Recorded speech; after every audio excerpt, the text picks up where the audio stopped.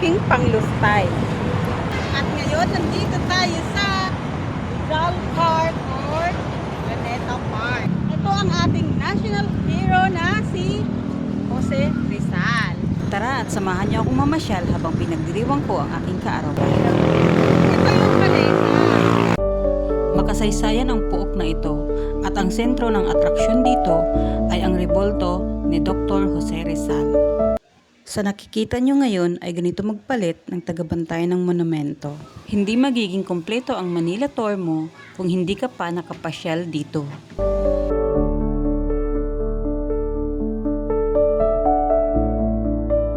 At alam nyo ba na dito matatagpuan ang pinakamataas na flagpole sa Pilipinas?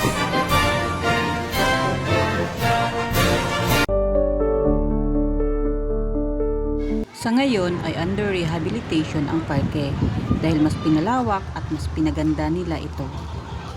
Medyo nalungkot lang ako sa aking pagbisita dahil hindi ko na nakikita ang mapa ng Pilipinas. Ganito nga pala ang dating itsura ng Luneta Park.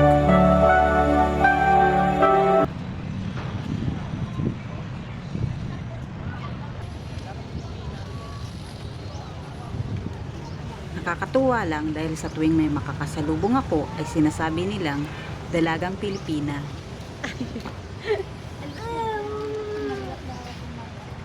Maria Clara. Maria Clara na dumaan. So, andito tayo sa ayan ang okay, basahin nyo na lang. Ayan, dito tayo sa maiksik na bridge. Ayan, no?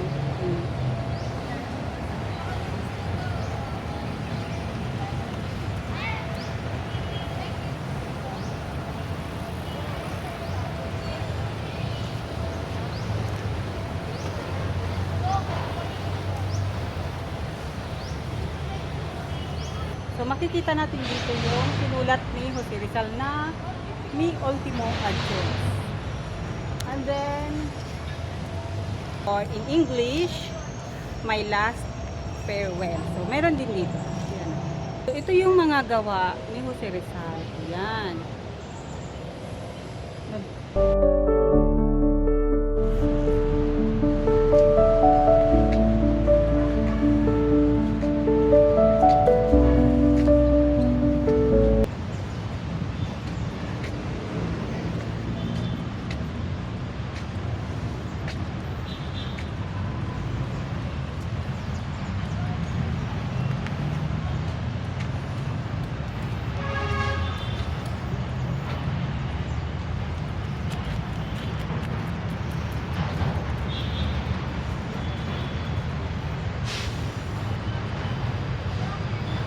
Dito ay makikita natin kung paano nilitis si Rizal.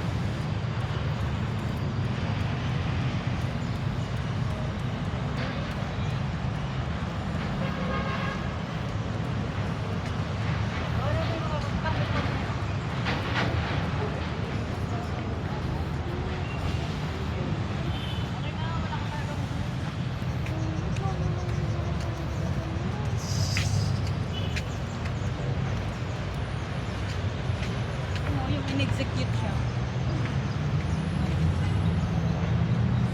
Diba? Like it's Halloween or something, yeah. No, any situation. Yeah.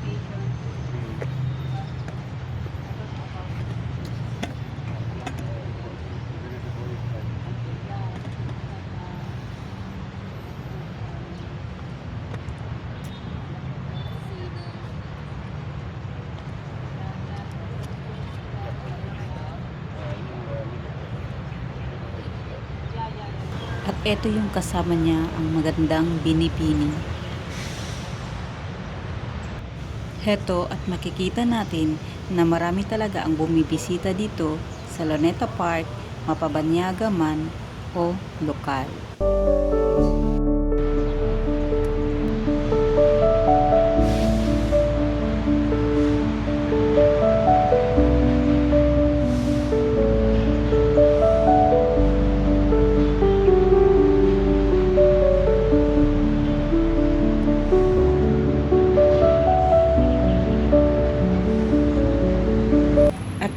Pagdating sa lugar na ito, ginarote ang tatlong paring kumbolsa.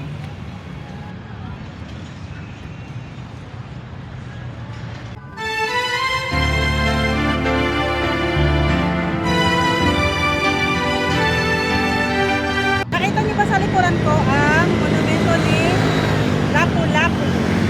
Sa totoo lang, nakakasira talaga ng imahe ang building sa likod ng Rizal Park. The Philippine National Museum of Natural History. Free ang admission sa mga museum na ito. Kailangan nyo lang magdala ng isang valid ID at nakakatuwa dahil mai-experience at mai-enjoy na ng buong pamilya ang mga exhibit dito.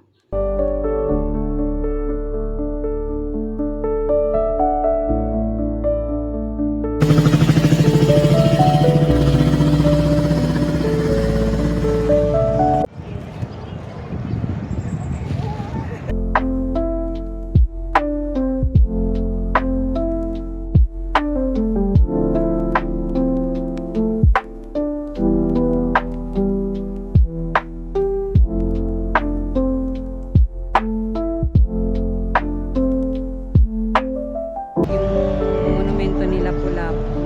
Yan. Ayan. Nakatalikod nga lang siya.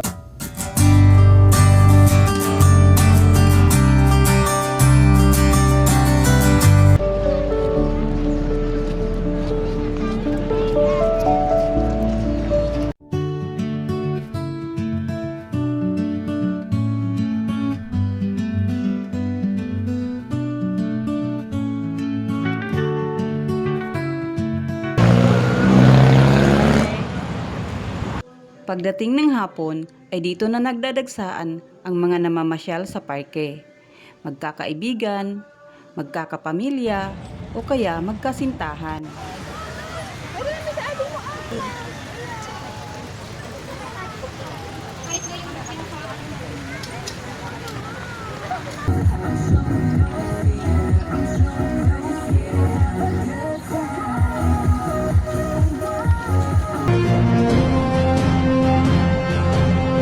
Ganito lagi ang senaryo tuwing weekend dito sa Luneta Park.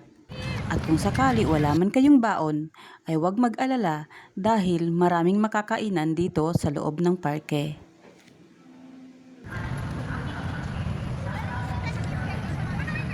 At ito talaga ang pinaka-inaabangan sa lahat, ang pagbubukas ng fountain sa dapit hapon.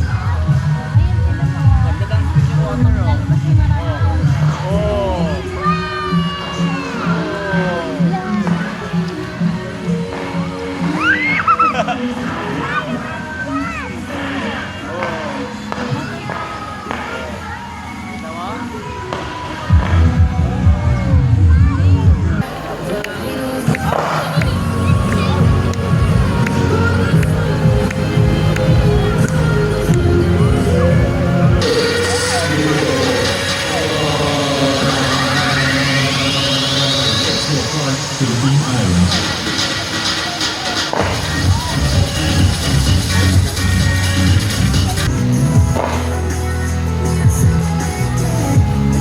Piliin mo rin ang Pilipinas. Piliin mo ang Pilipinas.